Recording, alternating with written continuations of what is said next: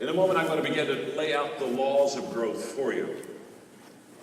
But I'm here to tell you that 99% of you here probably do not have a personal growth plan. A plan of which you commit yourself on a daily basis to grow yourself, which would lead me to the second question: what are you doing to develop others? What are you doing to develop your team? What are you doing to develop your inner circle? What are you doing to develop the people around you? What kind of a team are you building? Because in developing others, you compound everything. You compound time, you compound energy, you compound money, you compound influence. Everything compounds the moment that you learn how to develop other people. All highly successful people understand that principle. And so therefore they realize that what they're learning, they've got to pass on to others. And how they're growing, they've got to teach others how to grow. And they realize that you cannot take others where you haven't been yourself. And so what are you doing to grow yourself? And what are you doing to grow others? What are you doing to develop you? What are you doing to develop your team? Those are the two questions. And in the 15 laws of growth, I lay out laws that are just, they pass culture. It doesn't matter where you live. It doesn't matter what your business is. They're laws. They're not principles. They're not good ideas. They've been tested. I have a grid to test what is a law and what is not a law. But the laws work. The laws work every time. That's what I want you to hear. They work every time. They work every time. They work with every person.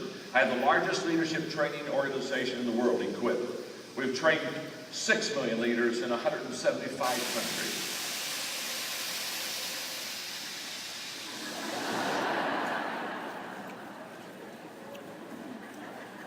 Is it safe to continue?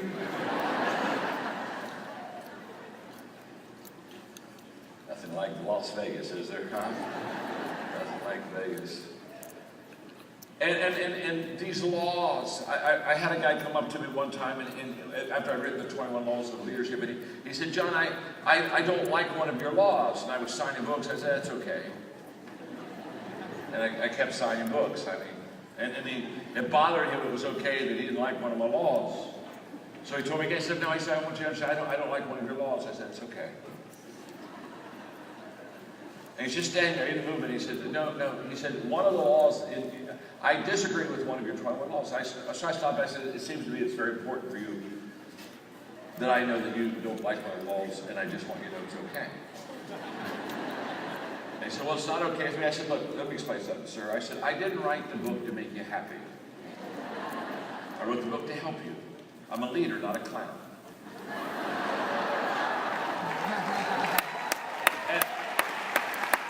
And I can truly care it doesn't bother me at all you like one of the laws. It's like a person saying, "I don't like the law of gravity." Just go up to a 4-story building and jump off. You see, immediately you'll buy the law. See, the laws never ask you if you like them. The laws say use them. Take them in your life. Because they'll truly change your life. And I'm not going to go do all 15 laws. Of course I'm not going to do all 15. I don't have time to do 15. That takes a day to do 15 laws, okay? We've got an hour. So I'm going to give you maybe 4. Besides, why would I give you all 15 laws? You wouldn't buy the book. I've been doing this a long time, folks. I've been doing this a long time. Okay. So let's get going. Law number 1 is the law of intentionality. And the law of intentionality just says very simply, growth doesn't just happen. Because can I tell you something? Most people think growth just happens. My life changed in 1974 when I was having breakfast at the Holiday Inn in Lancaster, Ohio, and a man by the name of Kurt Kampmeyer looked at me and he said, "John, what is your plan for personal growth and development?" I'm in my early 20s. I'm a young leader. Things are going pretty good. And I'm a little embarrassed because as a young leader, I thought I always had to have an answer. And so when he asked me what my plan for personal growth was, I began to talk to him about how hard I worked and the things I did. And he just listened very quietly. Probably for 10 minutes, I was kind of like a plane circling an airfield. Are you with me? And it's trying to come in for a landing, going around and around. And finally, I don't have anything else to say, so I just shut up and land that sucker. And as soon as I finished talking, he looked at me and said, "You don't have a plan, do you?" I said, "No, I don't have a plan."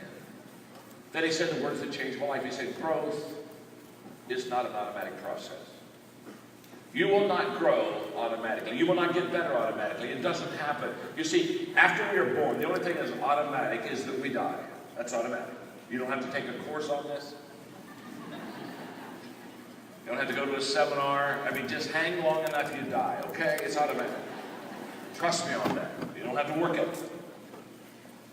But especially in things that are important in your life, things that are going to be seeds of success in your life, they are all uphill. They're uphill all the way. You can tell you're on the road to success. It's always uphill. It's never even. It's never down. It's always uphill. There's always intentionality. There is always effort. And so I started talking to my friends, and I began to ask them, okay, I've got to have a plan for growth. And so I went to my friends for the next 6 months. If I asked this question once, I asked it 500 times. I'd look at people and I'd say, what? I'd go to my friends, do you have a personal growth plan? And I got 500 no's. And all of a sudden it hit me. We go through life thinking that we automatically will improve. That was life-changing to me. So by my mid-20s, I developed my own personal growth plan. And I can tell you that 95% of everything I have in my life, 95% of what I know, everything that I know in leadership, is as a result of one day I committed myself to daily work a personal growth plan in my life. And the law, this is an amazing law, because this law just says you have to be intentional in things that you need to do to be successful. Okay. James Allen. James Allen, in his book, As a Man Thinketh, said these words. He said, people are anxious to improve their circumstances, but they're not anxious to improve themselves. And they therefore remain bound. I'll repeat it, it's powerful. It's not mine, it's James Allen. People are anxious to improve their circumstances, but they're not anxious to improve themselves, and so he said they remain bound. Why do they remain bound? Because they don't understand. You can't fix the outside, you've got to fix the inside. You can't control the outside, you've got to control the inside. You start on the inside, you grow first. You don't try to fix all the stuff around you and not fix yourself. You cannot travel without until you first travel within. That's a fact. And I run into people all the time. They want their problems solved. They want an easier way to success in business. And what they don't understand is that they're looking for gimmicks, they're looking for shortcuts, they're looking for secrets. I love the people that want to give you secrets to success. Dear God, help them. There are no secrets to success. It's so simple and so basic. I'll give it to you later.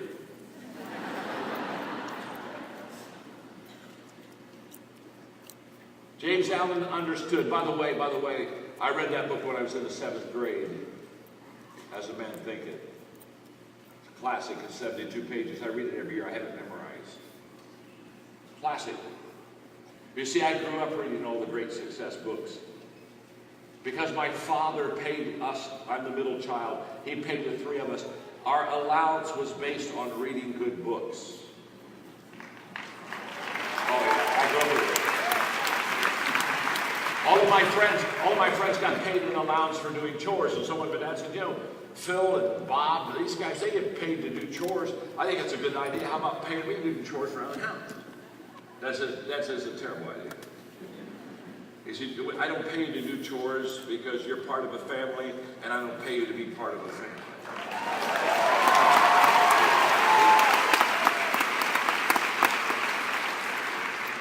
So let me explain it this way, that by the time you were born, John, you already owed your mother for 9 months of room and board. So shut up and take out the garbage, you know what I'm saying? And by the way, why would I pay you to take out the garbage unless I wanted you to grow up and be a garbage man? He said, I put my money where my values are. And we were required from the 7th grade on to read 30 minutes a day of required reading, of which he put the books in our hands. I can tell you, well, By the time my brother graduated from college, he was already a millionaire. By the time I was 28, I had the 10th largest nonprofit organization in the country. By the time my sister was 27, she ran a hospital. Listen to me very carefully. Listen to me very carefully. Not brilliant kids, kids that were exposed at a very young age to all the success principles. I was reading Success Magazine. I was flying down to Rio 2 or 3 years ago at Success Magazine. They had the 25 most important books you could read to be successful. I thought, what a wonderful article, and I read it. And then I decided to go back and count the books of the 25 that I had read. 19 of the 25 books that you have to read to be successful, I had already read, devoured, underlined, studied by the time I graduated from high school. 19 of the 25. No wonder. No, it wasn't even a race, folks. It is the fastest person doesn't win the race. It's the person who starts first. Speed is overrated. Getting started is underrated, especially getting started first. And what my father did is my father understood that if I could put the good stuff in my kids' lives, and I tell you that because some of you are parents. I did that for my children. I now do that for my grandchildren. They're on a reading program. Of course they're on a reading program. I pay them. We talk about the books. So as a man thinketh by James Allen, I grew up every year. I read that book from 7th grade, 8th grade, 9th grade. By the time I graduated from high school, I said, this is the book I need to read every year. It's only 72 pages. There's nothing to it. And now what am I saying? Here's what I'm saying. What are you doing right now to intentionally grow yourself? What are you doing today to truly get better? It's a huge question. And if I could walk off the stage, if I could walk off the stage and we could just interact, I would say to you, the most important thing that you can do, the most important thing you can do is when you leave this conference, is to get yourself on a personal growth plan. It changed my life. I'm still on a personal growth. I'm 66. I'm still on a personal growth plan. Law number two. Okay. Law number 2. The law of the mirror. The law of the mirror says you must see value in yourself to add value to yourself. It's a huge law. In fact, it's so important I'm going to sit down and talk to you, okay? Let's just sit down together here. You've got to see value. When you look in the mirror, you've got to see value in yourself to add value to yourself. If you don't see much value in you, you won't put much time in you. You won't put much energy in you. You won't put much money in you. You won't bet on yourself. If you don't see much value in you, you won't bet on yourself. You know what? If you don't see much value in you, you want somebody else to bet on you. You want somebody else to sponsor you. This is a law on self-image. And the law on self-image basically says, as you see yourself, you'll place value on yourself. And as you see others, you'll place value on them. So if you have a low self-image, you won't put much into you. And if you have a low self-image, you won't put much into others. I know that for a fact. I see it all the time. I watch and I observe people. And one of the greatest things you can do is begin to see value in yourself. And one of the great things I love about Beachbody, and one of the great things I love about this type of an organization is they begin to help you see that you have potential and that you can succeed. And I love it when one of the diamonds was saying, I listen to me, you can do this, you can do this, you can do this. And all she was trying to do is just to kind of help you to understand that you're a person of worth and you're a person of potential. And if you see yourself as a person of worth, you'll bet on yourself. But if you don't see yourself as a person of worth, you won't bet on you.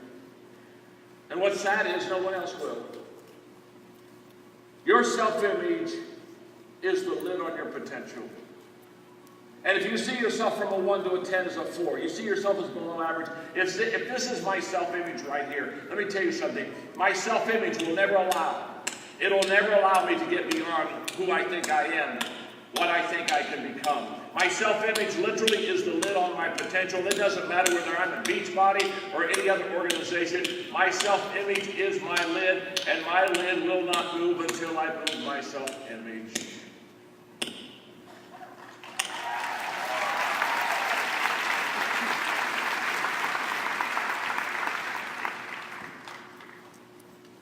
Now my name's John, and I'm your friend. And trust me, I know what it is to develop people. We've trained 6 million of them in 175 countries. I understand this game very well. I understand it very well. And what I want you to hear from me now is the fact that you are selling yourself short. That you have better potential than what you realize, and you have greater worth than what you understand. And if you can hear anything about my message today, my message is that you were created. God created you for a purpose, with a purpose to be successful. And I want you to understand that whatever number you've got on your life, that number is where you're going to, if you got a 6 on your life, can I tell you something? You're going to do 5 work. You're not going to do 7 work. You're not going to do 8 work. You're not going to, if you've got a 6 self-image, listen to me very carefully. The most important thing you can do in your life to grow is to lift your own self-image lid. Now, how do you do that? Number 1, you lift your own self-image lid when every day you add value to somebody. When every day you add value to someone else, you begin to lift your self-image lid. Trust me on this. It's a fact. Every day I wake up and I ask myself a very simple question. I mean, I've done this for years. Every day I wake up and I ask myself this question: what can I do to add value to people? And who can I add value to? Every day I intentionally ask myself that question.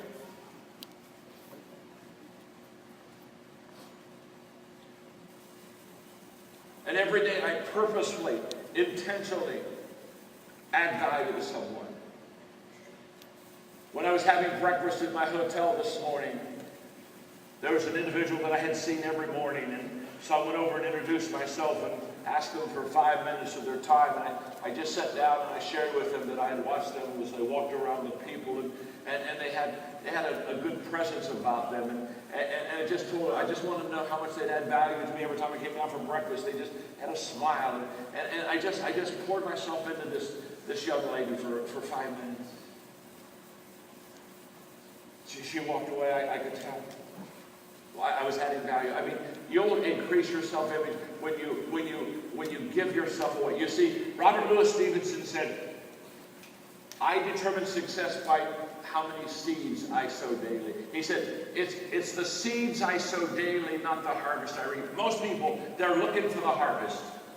And I'm telling you today, forget the harvest. Just start sowing seeds. Just start adding value. I've done it for many, many years. I understand. There's a huge return. But if you just sow seeds, if you just add value every day, it'll do something that will unbelievably add value to you. And it will increase your self-image. Let me tell you something else will increase your self-image. Every day, do the right thing, even though it's the hard thing. I've observed and I've watched people that have a good self-image. They don't cave. They don't follow peer pressure. They make their own decisions, and they make the right decisions, even when it's the hard decisions. They don't back away from them. Wow. Your self-image will so greatly determine your growth. Law number 3. Before I give you law number 3, let me ask you a question. Are you learning something? Yes. Then we'll continue. Look at your neighbor and say, "Are you learning something?" Ask your neighbor, "Are you learning something?" Are you? Look right back at him and say, "Not enough yet."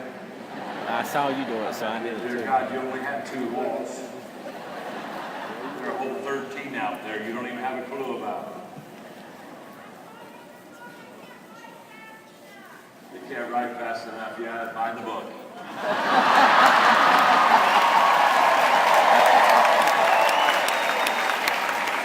That's the reason I go fast. I don't expect you to keep up. Not my first rodeo. Law number 3 is the law of awareness. The law of awareness says you must know yourself to grow yourself. Oh my gosh. If you're really going to grow you've got to know you. You've got to know yourself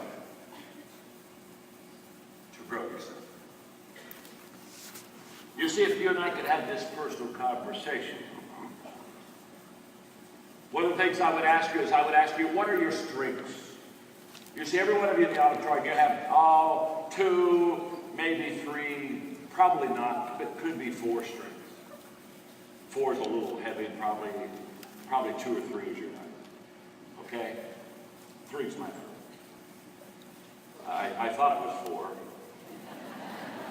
Margaret and I were having breakfast the other day talking about it, and she said, no, it's 3.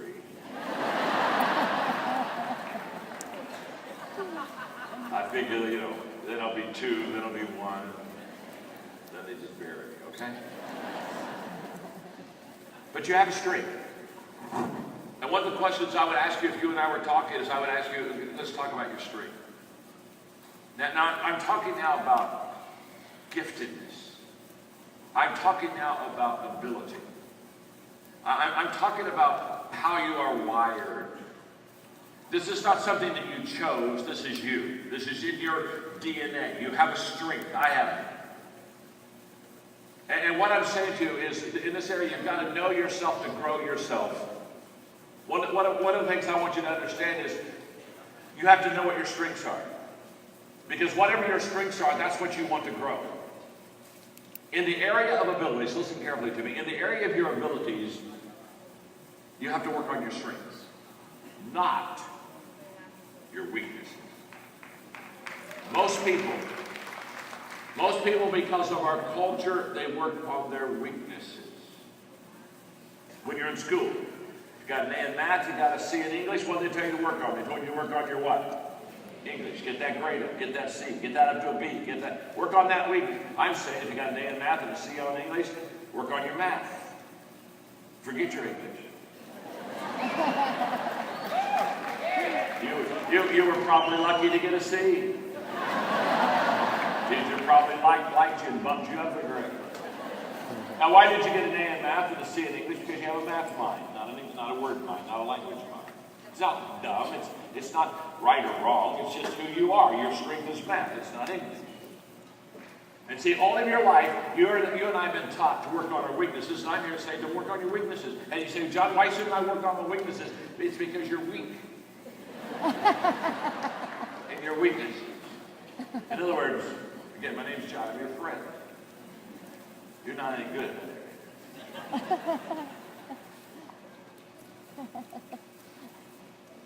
I'm here to set you free. You can only increase a gift or an ability 2 numbers. Not 10, folks. 2. So let's say I'm below average. I'm a 3 on something, okay? And I say, okay, I'm going to really work on this because I'm really below average. And so I work hard. And so let's say, for example, I love music. There's a problem. I can't sing.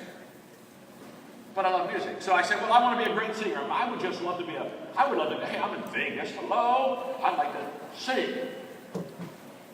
So what do? I'm not good at it. I'm a 3. So I get a teacher. And I take music appreciation. And I pour money and time and effort. And for the next 2 years, I take all this music stuff. And can I tell you, 2 years after that, maybe I went from a 3 to a 4. Can I tell you, I'm still below average. Now listen to me very carefully. This is very important. People don't pay for average. People don't pay for, and I'm absolutely amazed at how many people love average. I just look at them and say, why are you so in love with average? Average is average, and everyone is average. And do you want to be everyone? And do you just want to be average all your life? It's just average, and average is never going to be success. Nobody gets excited about average. You don't get excited about average. You don't say, man, I just love that TV show. It's so average. Let's go. Oh, dear God. We're in Vegas. I heard there was a concert. Now, it was just really average.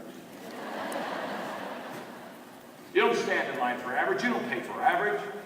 You don't look at your friend and after you both worked hard and said, hey, let's go out to dinner. Hey, let's find an average restaurant. And you don't go to the average restaurant. When they start to see, you say, oh, we just want an average table. I know there's the ones over there with the windows, the water in the lake. And we don't want that. We want an average, just an average table. And then when the waiter comes, we don't look and say, are you average? We would like to have an average. We don't want, like, I mean, if you're good, we don't want you.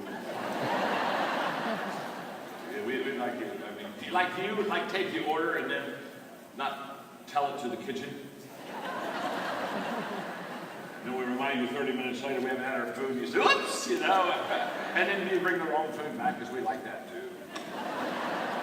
And by the way, when we're talking about the menu, what do you have that's average here? We don't want to know what your specialty is. I mean, do you have something nobody's ordered today? Now you don't go sit at an average table and have an average meal with an average waiter in an average restaurant and walk out of that place and you look at that friend and you say, I am pumped, but we must come back here. No. Listen to me, folks. People don't pay for average. And if you work on your weaknesses in the area of abilities, you'll only be average. But let's say you're a 7, maybe you're above average in something. And so now this is a strength of yours. And so you work on it and you can go from a 7 to an 8. You could even maybe get to be a 9. Can I tell you something? When you get in that top 20%, when you get 9 and 10, people stand in line for 9s. They pay for 9s all day. And you see, if you work on your strengths, in the area of your abilities and your giftedness, you'll really grow and you'll do really well and you'll be very successful. So when you get your growth plan together, when you say, okay, I'm going to start growing, you got to grow in the area of your strengths. You got to grow in the areas that you're good at. I'm good at communication, I'm good at leadership, and I'm good at creativity. Those are my 3 strengths. And I spend all my time growing in those areas. I don't spend time on other things and abilities and gifts I don't have. Why would I do that? I'm not going to be any good at it at all. I love to play golf. But I'm like a 12 handicap. I'm not a really good golfer. But I love to play. But I'm never going to be a scratch golfer. Like when I play golf with a guy and he hits a bad shot and he kind of gets mad, I look at him and say, excuse me. I get a little upset here. Do you do this for a living? No. I said, thank God. You're not any good. The problem is you're too close to the ball after you hit it.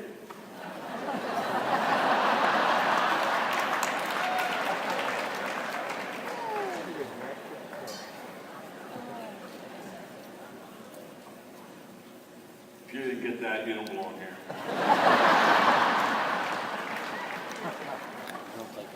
Now, I said, work on your strengths in the area of your abilities. You heard that, didn't you? Now, let me tell you what you work on. You said, should I work on your weak areas? Yes, let me tell you where you work on your weaknesses. In areas of choices. In areas of choices, work on your weaknesses. In areas of ability, which is not your choice, it's just who you are, work on your strengths. So you say, what's a choice? Well, discipline's a choice. If you're not a disciplined person, you better work on it real strong. Because you can't be a success in this business if you're not disciplined. Attitude, that's a choice. Of course it's a choice. Now let me, in areas that are not choice, in areas of strengths, like gifts and abilities I talked to you about, in areas that are not choices, the growth is incremental, it's slow, and it's not large. It's 2 numbers. In areas of choices, the growth is fast and it's exponential.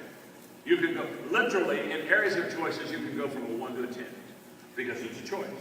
If you're not disciplined, one day you say, I can't be a success in this business. I'm listening to all these diamonds. They're disciplined people. I'm an undisciplined person. I've got to get disciplined to be good in this business. Now, that's a choice. You can be a 1 today, and in 3 months, you can be a 10. You see, in areas of choices, growth is dramatic, growth is fast. In areas that are not choices, growth is slow, it's incremental, and it's not big. So in areas of weaknesses, you work on those in choices. In areas of strength, such as abilities, you work on those. And see, you've got to know yourself to grow yourself. So you don't want to work on everything because you can work on some things and never get any better. I told you a little bit earlier, I play golf, and I love to play golf, but I'm not really good at golf. And I love these people who say, well, practice more. Practice, I love the expression, practice makes perfect, practice makes perfect. What idiots is that? Can I tell you something? If you're not gifted in an area and you practice, it doesn't make you perfect. Practice makes permanent. In other words, if I practice my golf swing, it just means that my slice always goes, the ball goes in the same part of the woods every time. Work on your strengths in the area of ability. Work on your weaknesses in the area of choices. You must know yourself to grow yourself. That's the law of awareness. I'm going to give you law number 4. Law number 4 is the most important law to me, maybe not to you, of all the 15 laws of growth. I owe more to this law than the other laws, so I want to make sure I taught this today. It's the law of consistency. And the law of consistency says that motivation gets you going, but discipline keeps you growing. That motivation is what you come here, you come to your conference here, your Beachbody conference, and you hear all these speakers and you see what they've done, and you say, boy, I want to be just like them, and I want to be successful, I want to help people, I want to do well. You get motivated. It has nothing to do with your success when you get home. You do understand that, don't you? That wears off in about 2 days. And you can say, wow, I was really going to work on this business, but it feels good today as I did yesterday. Woo! Wow. Boy, they need to call another conference. This annual stuff isn't enough. Dear God, we need to do this weekly. We need to have a weekly. I just need a weekly pump up. Whoa, whoa, whoa, whoa. By the way, I'm a motivational teacher, not a motivational speaker. Motivational speakers make you feel good, but the next day you don't know why. You just walk around and say, "Ooh, I feel good. Woo, I feel good. I have no clue. Don't know what to do. Ooh, I feel good."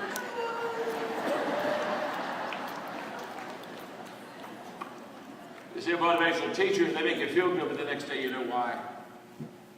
If the stuff you are writing down now, if you just take this 3 days from now, it works just as good as it does right today. Trust me, folks.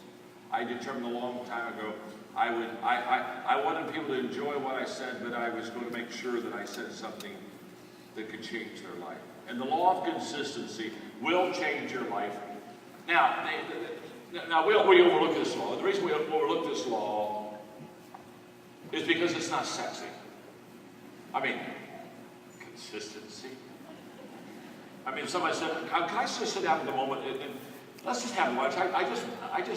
I just look up to you so much, and you've taught me so many things, and there are so many things that are wonderful about you. Can I just talk about you and how wonderful you are? And you say, "Oh, yeah, I have time. Take 4 or 5 hours. Go ahead." But just think how disappointed you are when they start to talk about how wonderful you are, and the first thing comes out of my mouth is, the thing I love about you is you are so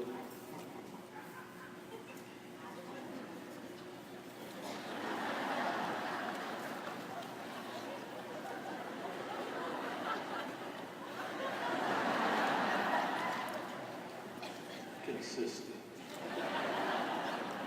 Now you had 10 adjectives. Consistent wasn't one of them. Isn't that true? You see, this is amazing law, but we want to look over it because you see, when the diamonds are up here and they're getting recognized, and everybody's clapping and cheering and they're doing all the stuff. By the way,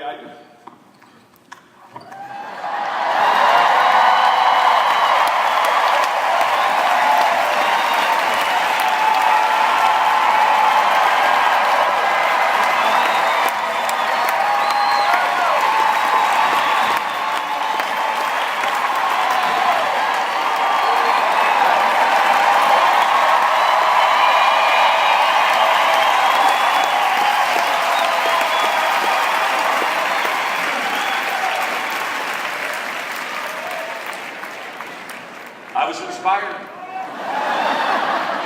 And I was back in that green room and I said, yes, yes.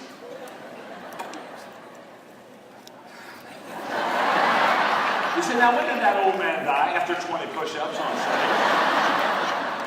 Now here's the point. Consistency wins the day. I've been teaching leadership since 1974, almost 40 years. That's consistent. I've been writing books since 1979. That's consistent. I've been developing CDs and DVDs and resources since 1982. That's consistent. In other words, this consistency stuff, it really works. And the problem in so many of these kind of businesses is you jump in for the quick fix. You say, okay, I'm going to give Beachbody a try. Yes, I am. And I'm going to just give it my best effort for 6 months.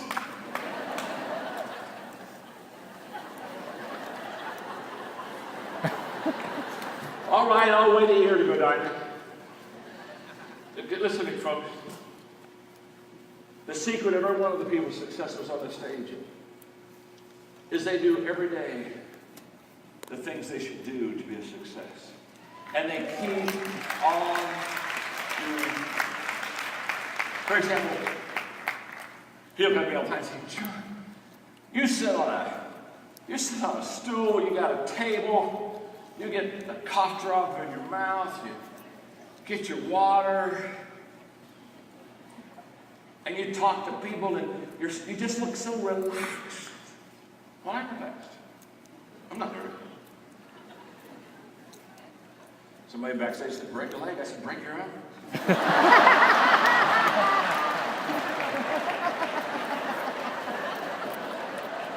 I don't want a broken leg. Dear God, I'm too old for that.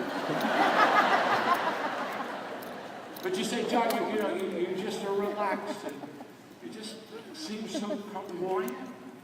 I'm not nervous. I'm not nervous backstage. I'm not nervous now. I'm as relaxed talking to, 7,000, whatever, as if somebody's one-on-one over the corner with me, and you and I are just having a one-on-one conversation. I'm nervous. And you say, how can you just be so good? Very simple. I've done this 12,000 times.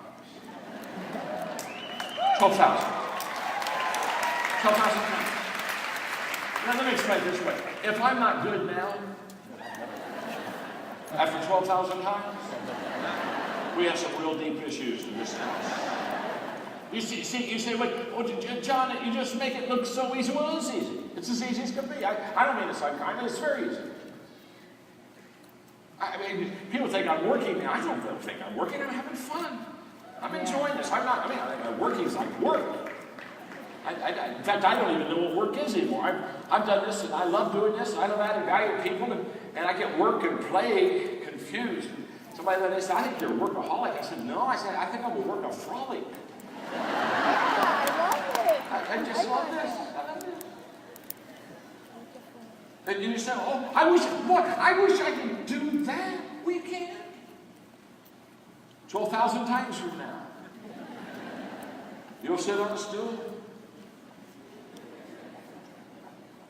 Drink water. Do push-ups. It only takes 12,000 times. Malcolm Gladwell says, nobody becomes great at anything until they've done it 10,000 times. Now what am I saying? Look, this is consistency. I just do it. You see, by the way, I love this. I love these people who say, okay, this is my first time doing this, and I've never done this before, and John, I really want to do a good job. And I smile and say, forget it. I said, forget what? I said, forget about it. Good job. What do you mean forget about good job? It's your first time. Listen to me carefully. My name's John. I'm your friend. Listen. Nobody's good the first time. Nobody. Nobody's good the first time. You weren't good the first time you tried to talk. You didn't one day just get up and start talking in sentences to your parents. You just said one word, man. Wow. And the only people that know what you said was the grandparents. Grandparents interpreted for you for the next 2 months. You weren't any good when you first started. And when you started walking, you weren't any good. You didn't get up and say, I want to walk a block with my family today. You took a step and you fell down. Listen to me. I'm your friend. You're not good the first time. So quit worrying about being good the first time. You don't need to be good the first time. You just need to have a first time.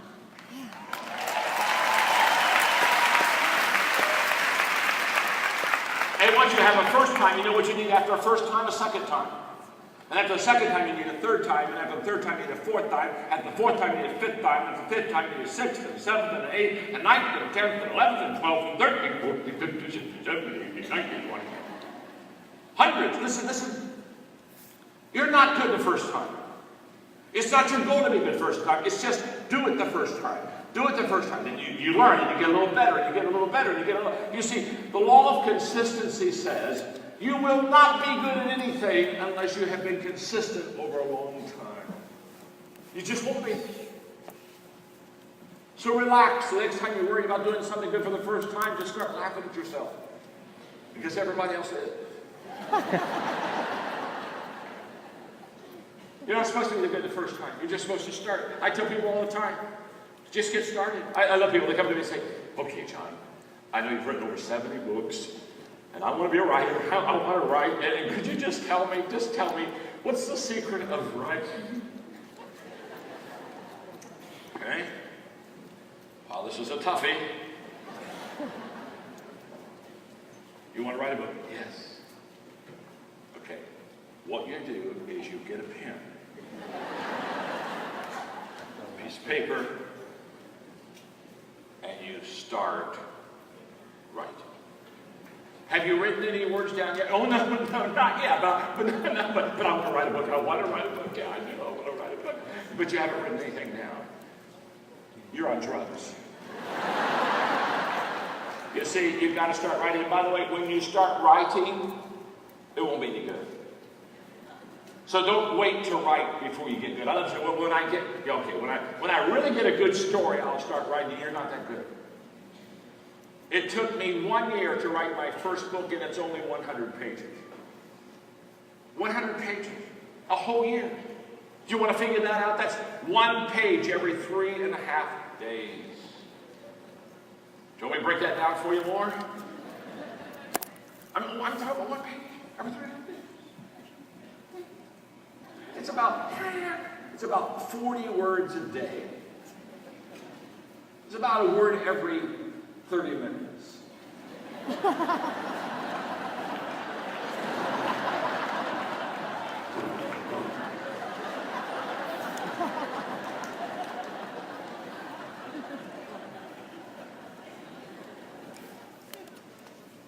And I had in my 100 pages, I had 33 chapters.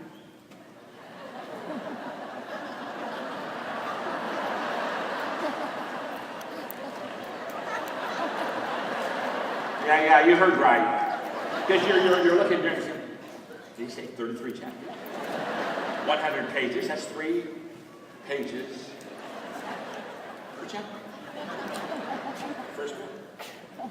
Had a lady come up, it's still in the print. Shows you how desperate people are. Still, I had a lady come up to me the other day and said, this is your first book, would you sign? I said, yeah. I started to apologize. I'm sorry, John Maxwell.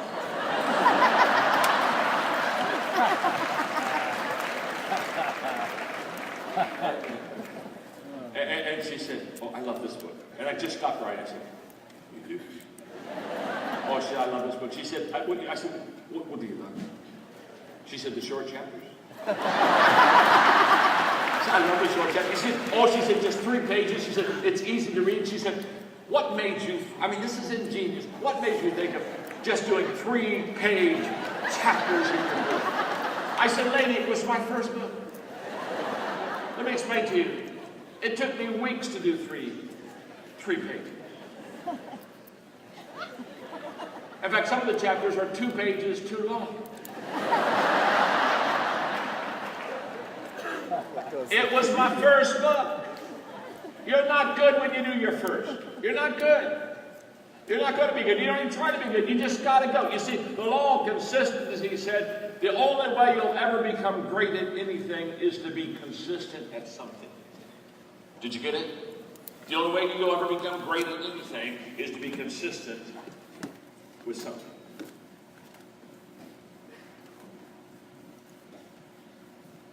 And the problem with too many people when they get into business like this is they just absolutely think they can get good too quick. They don't have a sense of realism to it. Now, is it a great business? Yes. Can you go diamond? Yes. But it takes consistency, it takes effort, it takes energy. All right, let me teach you the rule of 5. You're so good.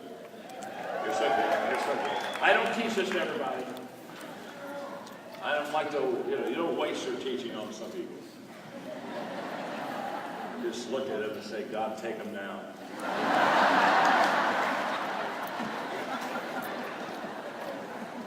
Doorbell rang, nobody's home. But you're good. You're good. You're ready. What I want to teach you for the next 8 minutes will change your life. Now, I'm not saying could change your life. If you can grab what I want to teach for the next 8 minutes, you'll catch me. You'll catch me like the guy caught me last night. I was in one of those little candy stores getting me some licorice jelly beans for my nourishment for today. Part of my preparation. And he came up to me and said, John, he said, I heard you 7 years ago, you changed my life. He said, tell me about it. Rule of 5. I'm going to teach you the rule of 5, and this will change you. So look at your neighbor and say, this will change your life. Look back at your neighbor and say, and it needs to be changed.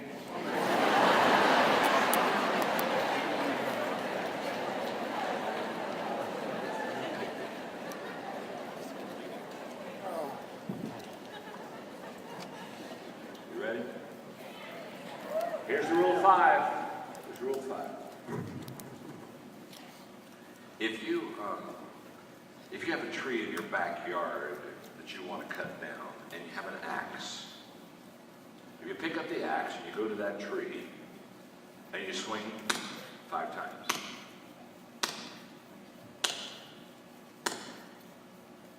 Put the axe down. Next day, go out in the backyard, pick up the axe, go to the same tree.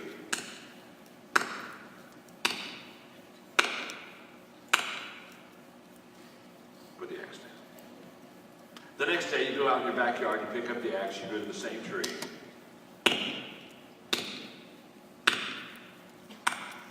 5 times. If every day you pick up an axe, you go to the same tree, and you take that axe and you swing 5 times at that tree. Just 5. Not 15, not 50, not 500. 5 times.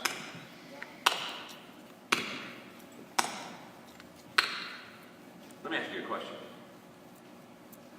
What is eventually going to happen to that tree? That tree will fall. Absolutely. Case dismissed. We don't need to talk nor debate or question about the tree falling. It will fall. And what's interesting is we only swung at that tree 5 times. But we every day went to that tree, and we 5 times with that axe, we hit that tree. Now, if the tree is big, it may not fall for a couple of years. If the tree is small, maybe a couple of months. You see, the size of the tree will determine the time it falls. But it doesn't matter what size the tree is. It will fall if you every day swing 5 times, take an axe, and hit that tree.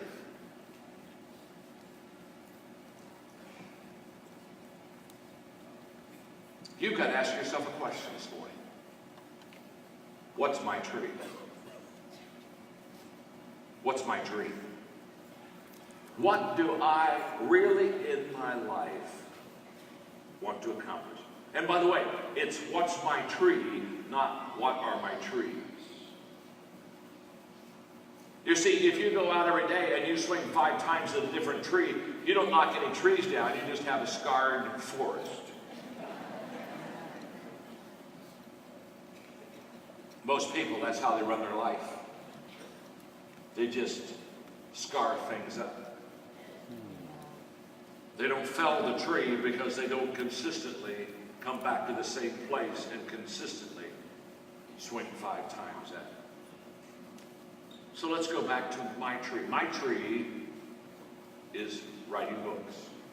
That's what I do. Some people say, well, my God, John, how do you've written 72 books? Oh my gosh, how you must be brilliant, you must be a genius. 72 books, oh. Nothing brilliant, nothing genius. I already told you how long it took me to write my first book. So genius is not in it. In fact, if you just look at me, all of you should be greatly encouraged today. By the way, this is not in the teaching, but I'm going to stop long enough because you need to hear it. Success creates a gap between you and other people. Are you with me? I call it the success gap. People look at people that are highly successful and they see the money they make and the places they go and the friends they have, the things they do, and then they say, oh my God, oh my God, oh my God, they're a star, they're a star. And when you're successful, you've got a choice to make. You can either keep that gap really big and be the star. And if you keep the gap really big, you're the star and you have what they call fans. You have fans that follow you around. They're fans. Or you can make a determination to close that gap. You see, many years ago, I said, I'll close the gap. And you close the gap by not talking about how great you are.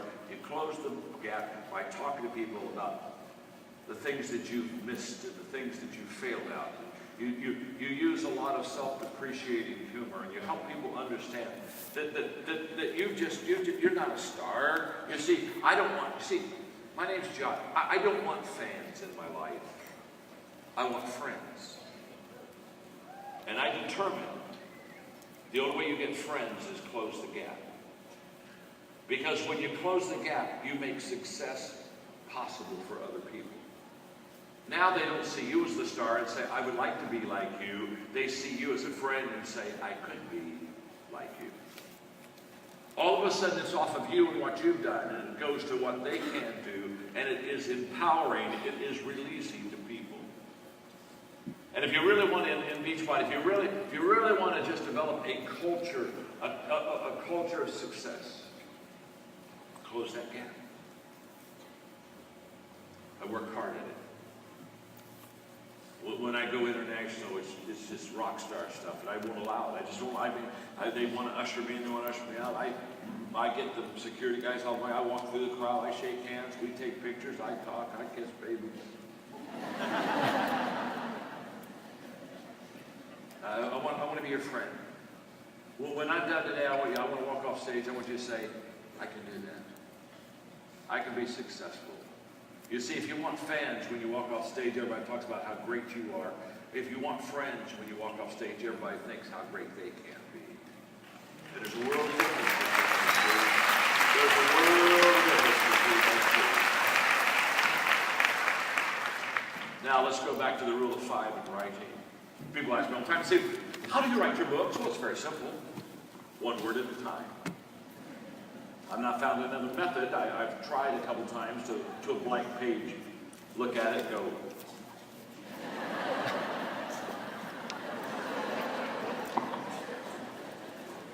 Be filled.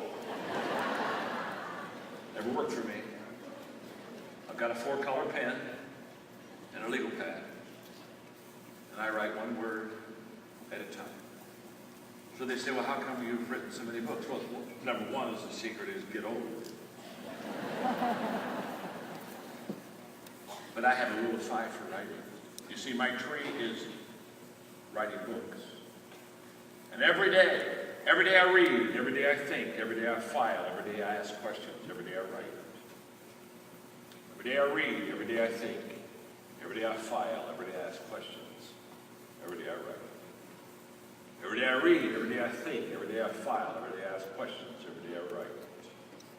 Every day I read, every day I think, every day I file, every day I ask questions, every day I write. Every day I read, every day I think, every day I file, every day I ask questions, every day I write. Every day I read, every day I think, every day I file, every day I ask questions, every day I write. And you look at me and say, John, what do you mean by every day?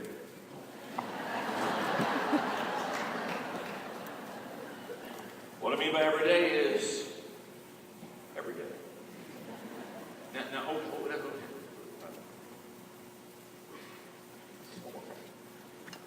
Would you say every day? You mean every day? Can I tell you something? Every Christmas. Guess what I do every Christmas? Every Christmas I read, think, file, ask questions, right? Guess what I do on my birthday? Every birthday I read, think, ask questions, right? File. Guess what I do on my anniversary? None of your business.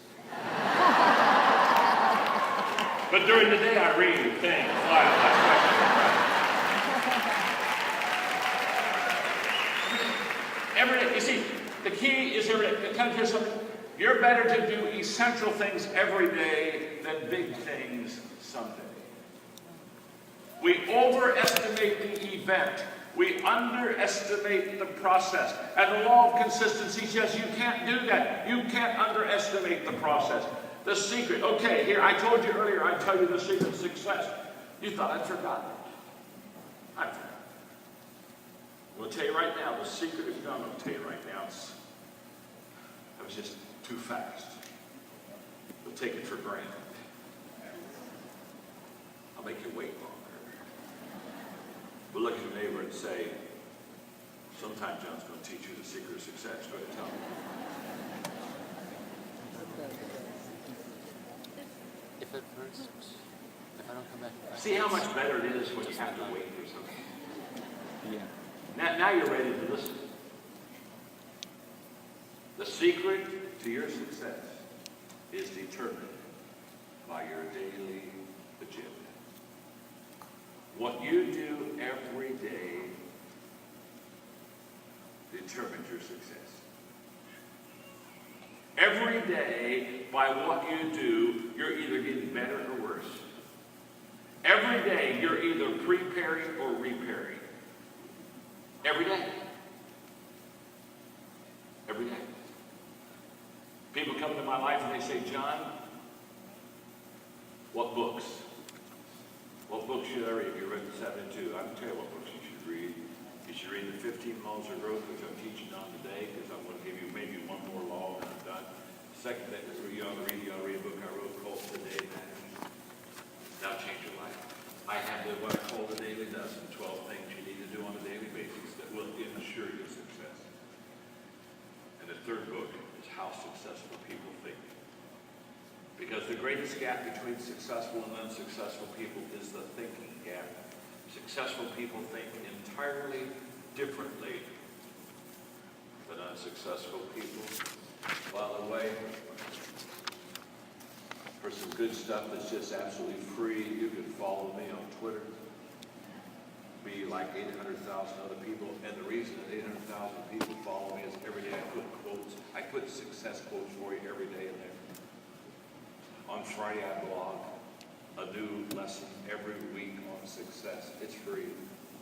You can go on the web and get a Minute with Maxwell every morning, 60 seconds, where I take a word and I talk to you about how that makes you a better leader. That thing's gone viral all over the world. They're all free. So just go to johnmaxwell.com. You'll get anything. It's all free. It's all free for you. That's not good. Books aren't. Books aren't. By the way, when I wrote my book, Everyone Communicates, Few Connect, I blogged it. I blogged a chapter a week. We had 100,000 people make comments. And we took some of their comments. They really were good. I'd say, help me. I'd give them a chapter, and I'd say, make it better. And they give me ideas. We average changing 6 to 7 things per chapter. And I'd say, give me your name, give me your name. And I'd put their little thought in there, and I'd give them credit. I said, I'll give you credit. I won't give you royalties, but I'll give you credit. And then, when the book came out, they were surprised. I took their pictures, and I put it all over the book. So when they got the book, they said, "Dear Scripture, here I am. I'm here. I'm here.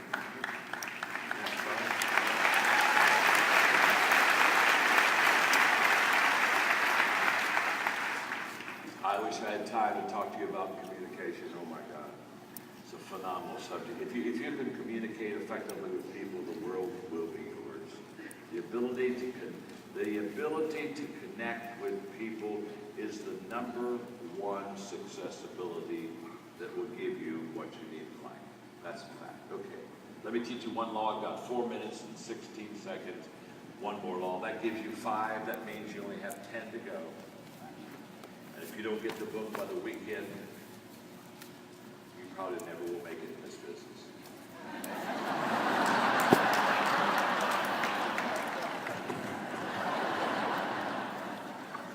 Law number 5 is the law of environment. And the law of environment says growth thrives in conducive surroundings. In other words, you grow better when you're in an environment that is conducive to growth. And I say this law to last because I think that's one of the great contributing things that Beachbody does for you. I think one of the great things that this organization does for you is it gives you a growth environment. It puts you in an environment that is conducive to grow and develop yourself. I mean, you're very fortunate because when I was your age, I wasn't in a growth environment that was conducive. In fact, I was in an organization that wasn't any good. Their idea of progress was moving backwards slowly. I was in trouble. And so as a 26-year-old kid, I wrote down what I'm going to give to you as I wrap this up today. I wrote down because I needed to put myself in a growth environment, and I wasn't in one. And so I began to ask myself, what does it look like to have a growth environment that is conducive to help me to develop myself? And here's what I wrote. My growth environment is a place, number 1, where others are ahead of me. In other words, somebody's faster, somebody's smarter, somebody's more successful, somebody's more experienced. Other people are ahead of me. I want to be in a growth environment where I'm not number 1.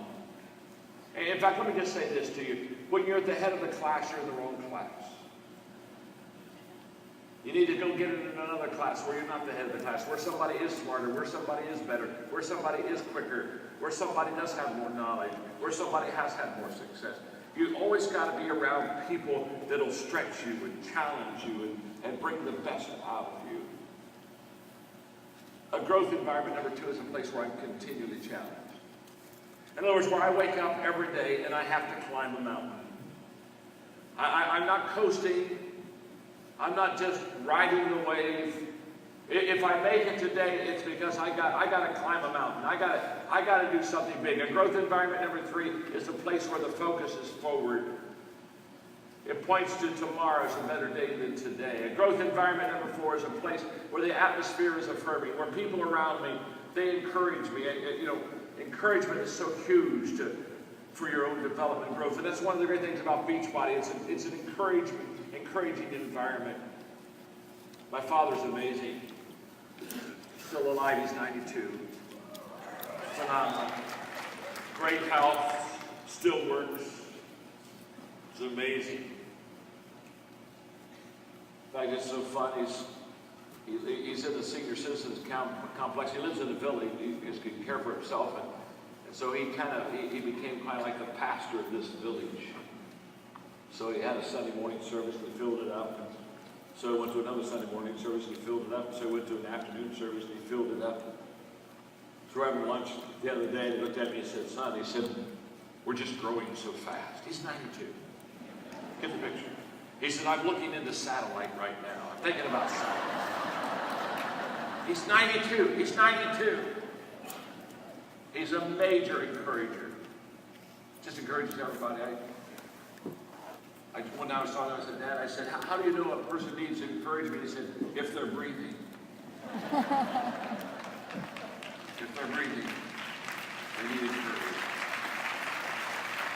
A growth environment is a place, number 5, where you're out of your comfort zone. Not out of your gift zone. Never leave your gift zone. Folks, listen to me. Once you find your gift, never leave it. Never leave it. So you never leave your gift zone, but you want to be out of your comfort zone. You want to be over your head. And when you're over your head, it doesn't matter how deep the water is. You're over your head.